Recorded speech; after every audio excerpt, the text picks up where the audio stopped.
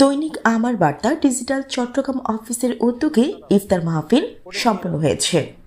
চট্টগ্রাম নগরের একে খান আল আকসা রেস্টুরেন্টে উক্ত ইফতার মাহফিল অনুষ্ঠিত হয়। পবিত্র কোরআন তিলাওয়াতের মধ্য দিয়ে অনুষ্ঠানটি শুরু হয়। ইফতারের পূর্বে বিশেষ দোয়া ও মোনাজাতের মাধ্যমে পত্রিকাটির উত্তরোত্তর সফলতা কামনা করা হয়। অনুষ্ঠানে সভাপতিত্ব করেন আমার বার্তা ডিজিটালের চট্টগ্রাম প্রতিনিধি নাসিরউদ্দিন লিটন।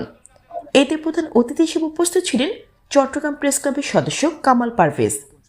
অনুষ্ঠান সঞ্চালনায় ছিলেন সাংবাদিক মুরাদ হোসেন বিপ্লব। বিশেষ অতিথি বাংলাদেশ মফস্বল সাংবাদিক ইউনিয়ন কেন্দ্রীয় কমিটির সাংগঠনিক সম্পাদক সোহাগ আরিফিন, সাংবাদিক উন্নয়ন পরিষদ এর কেন্দ্রীয় কমিটির সভাপতি মোহাম্মদ শহীদুল ইসলাম, বিএনপি নেতা হাবিবুর রহমান চৌধুরী, নগর যুবদল নেতা নূর আহমেদ গুড্ডু, সাংবাদিক সোহেল আমিন, নারী সাংবাদিক সুফি আক্তার, সমাজসেবক নুরুল ইসলাম নুরু, পাহাড়তলী থানা জাসাস এর সাধারণ সম্পাদক রাসেল মুস্তাফিজ, মোহাম্মদ পারভেজ, HM রুবেল, সবুজ রহমান, নূর আলম, আসিফুর রহমান অপূর্ব, মোহাম্মদ আসিফ, মোহাম্মদ ওয়াহিদুর রহমান, মোহাম্মদ আল হোসেন সিয়াম সহ অনেকেই। একটা সময় আমরা পার করছি এবং সামনে একটা নতুন সরকার আসছে। নতুন সরকারের চিন্তা ভাবনা এবং যে তথ্যমন্ত্রীর দায়িত্ব নিয়েছেন জহিরুদ্দিন স্বপন সাহেব, উনি বিএনপির মিডিয়া সেলের প্রধানের দায়িত্বে ছিলেন। আশা করি অভিজ্ঞ লোক।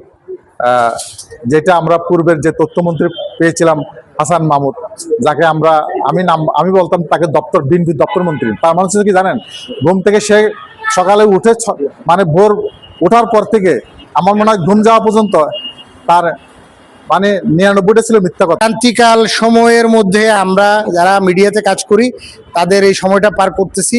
কারণ এখন মিডিয়াতে সত্য প্রকাশ করলেই ট্যাগিং দিয়ে দেওয়া হয়।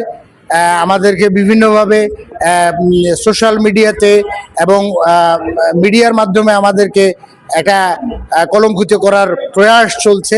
সেই জায়গাটা থেকে আমি সবসময় নিন্দা জানিয়ে এসেছি এবং আমরা সকল সাংবাদিক নেতৃবৃন্দ যদি ঐক্যবদ্ধ না থাকি তাহলে আমাদের জন্য এটা আসন্ন সংকেত যে আমাদের জন্য খুব ভয়ঙ্কর পরিস্থিতি অপেক্ষামান। এখন আমার বার্তা মাল্টিমিডিয়া এবং চট্টগ্রাম আপডেটের আমি ইফতার মাহফিলে আসতে পারে নিজেকে ধন্য মনে করছি। আসলে আপনাদের এই ডিজিটাল সাংবাদিকতা আমাদের সমাজের দর্পণ হিসাবে কাজ করছে এবং আমাদের সমাজে যে কর্মকাণ্ডগুলো আছে সেগুলো আপনারাই তুলে ধরছেন।